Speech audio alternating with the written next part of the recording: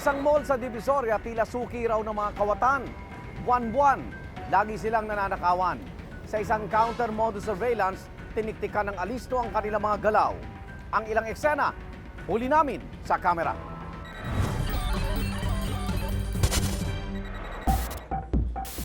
Ang Divisoria ay isang bargain shopping paradise. Lahat dito, mura. Kahit na anong bilihin, pwedeng tawaran.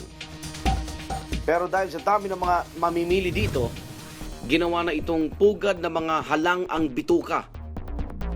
Nag-iikot sila, nag-aabang sa mga kalye at kahit pa sa loob ng mall. Isa ang 1188 Mall sa mga suki ng mga magnanakaw. Nakapagtatala sila ng 2 hanggang 5 kaso ng pananlisi, shoplifting at iba pang kaso ng pagnanakaw sa loob lamang ng 1 buwan. Sa kabila ng napakaraming CCTV cameras na naka-install at 20 security guards at officer na rumoronda sa 5 palapag ng mall, ang mga kawatan talamak pa rin. Pero ayon kay Leonardo Cruz, head ng security officer ng 1188, may litrato sila ng ilan sa mga kawatang ito. Blatter sila dito sa amin, mismong pinipicturean namin sila, tapos yun nga, naka-blatter na. And then yung iba naman, kinakopy namin sa CCTV. Ang stall na ito ay pagmamay-ari ni Neil Ferraren.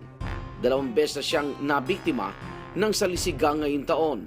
May lalaki pong medyo hindi po maganda yung pananamit niya, pero parang hindi talaga siya mapagkakatiwalaan sa tingin ko lang po. Tapos parang tiningnan niya lang po kami. Ang lalaki tinutukoy ni Annelyn nakuha na ng CCTV camera. May kasama itong isa pang lalaki na nakasuot ng itim na sando.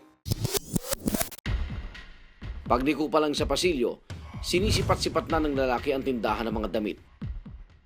Pagtapat sa tindahan, napaupo ang lalaki. Yung belt bag andun po sa pinakailalim ng table namin. Namataan ng magnanakaw ang belt bag na pinaniwalaan niyang naglalaman ng pera. Ginawa niya ng paraan para hatakin ang belt bag sa ilalim ng mesa. At may kasama ito na isang nagsisilbing lookout.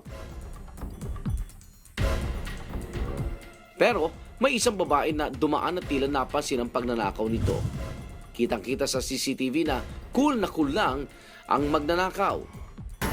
Ilang beses rin binalikan ng babae ng tingin ang magnanakaw bago lumiko sa isa pang pasilyo.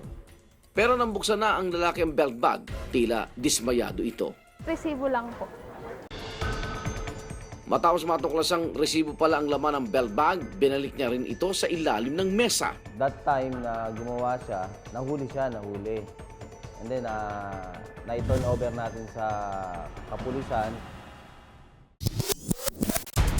Iba naman ang gimmick ng grupo ng 4 na babae at ng isang lalaki. Pagmasdan kung paano na ipuslit ng grupo ang isang napakalaking karton sa pamagitan ng paggamit ng payong. Nauna yung isang babae na kasamahan nila. And then, siya yung parang muna na nag-clear ng area, tinignan na muna, pinag-aralan niya muna yung area at saka yung subject na kukunin. Tapos noon, sumunod yung lalaki. Yung lalaki naman ay yung bubuhat. So, yung 3 na babae, sumunod na, ay yung mga tinatawag na blocker.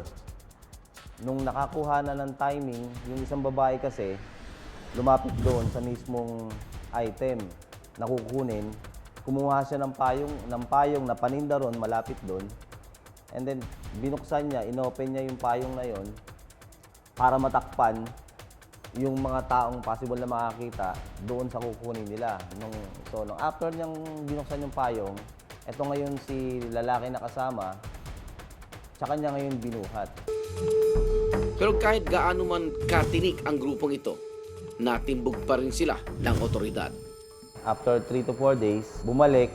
So agad-agad, ginawa ko, nilapitan ko, and then in-invite ko sa security office.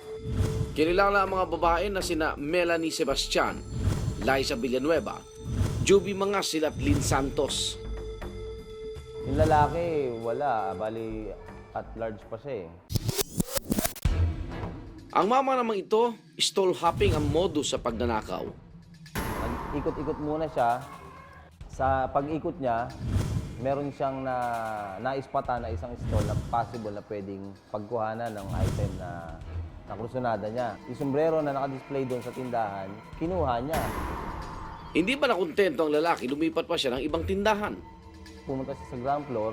Pagkatapos sa ground floor, umikot uli siya ng pasilyo, nag-ikot-ikot uli. Tapos, pagka ikot sa pasilyo, pumunta uli sa isang stall. Sa isang stall naman na yon, merong mga nakadisplay na mga ilaw na paninda rin. Agad-agad, ginawa niya, kinuha niya rin yung ilaw na nakadisplay doon. So, sa loob ng isang araw na yon, nakadalawang incident na ginawa siya. Pero dahil sa naging alisto ang security personnel ng mall, nahuli ang lalaki. Kinilala siya bilang si Conrado Alcancia. Dahil walang kadala-dala at tila wala nang kinatakutan ang mga kawatan, isang counter-modus surveillance ang aming ikinasa. Sa isang monitoring station, tinigtikan ng aming team ang mahigit 100 CCTV cameras na naka-install sa loob ng mall. Nakipagtulungan din sa amin ng security officers ng mall at mga otoridad. Subject na yun, yung dalawa na yun. Arwan yung dalawang subject natin ng 6-7 bumalik sa Pasillo Alpha. Talagang may binabalak sila rito. Sa loob ng 3 araw, tinukoy sa amin ng mga security officer ang mga galaw ng mga posibleng kawatan na kanilang binabantayan. Kahit pa matindi ang pagbabantay ng mga gwardya at napakarami ng CCTV camera sa 1188, nakakalaya ang mga hinuhuli nilang magnanakaw. Lack of interest, number 1. Hindi na nagiging interest yung public.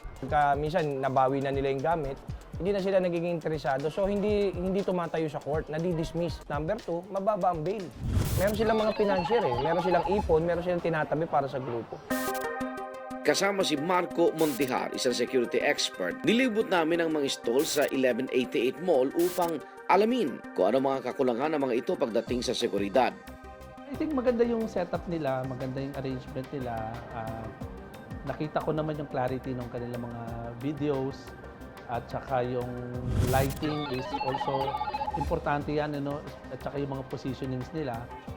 Yung mga cameras dito, wala? Wala sila po. Okay. Puro dito. Asan po? As much as possible, of course, we recommend, because of the experiences na nangyari sa kanilang store. Plus, factors na one is mismo yung mga customers nila na poprotektahan nila and yung mismong paninda nila. So, yung access ng mga would-be mga member ng salisigang ay, they can come actually in any side. Kanina nakita ko din even yung sa counter area nila, masyado rin siyang open, wala man lang siyang parang enclosure, parang ganito, di ba? So, syempre, through the use of these mga glass panels, hindi nila madaling nadudukot yung ating mga gamit. Di ba? Tsaka hindi nagiging easily accessible yon na pwedeng pasukan kasi merong mga ganito.